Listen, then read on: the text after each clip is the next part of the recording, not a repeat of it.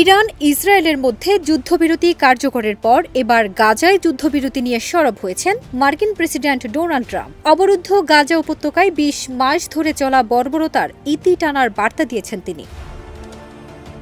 ২৯ June নিজের সামাজিক মাধ্যম ট্রুথ সোশ্যালে দেয়া এক পোস্টে গাজায় যুদ্ধবিরতির বার্তা দিয়ে ট্রাম্প লিখেছেন, গাজায় চুক্তি করুন, জিম্মিদের ফিরিয়ে আনুন।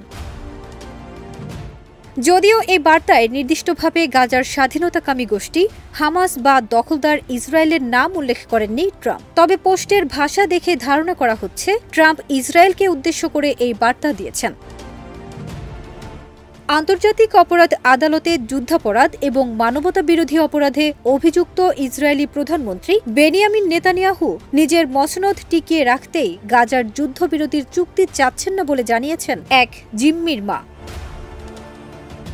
এদিকে মার্কিন বার্তা সংস্থা এপি জানিয়েছে, দখলদার ইসরায়েল ও হামাস যুদ্ধবিরতি চুক্তি করার দ্বার প্রান্তে রয়েছে। এমন সময় ট্রাম্পের এই পোস্ট বিবদমান পক্ষ দুটির উপর দ্রুত যুদ্ধবিরতির ব্যাপারে সম্মত হতে চাপ বাড়াবে।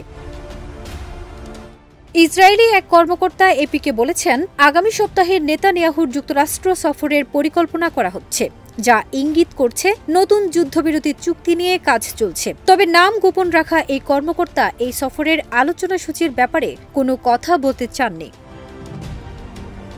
ফারজানা নিকিতা, দেশ রূপান্তর।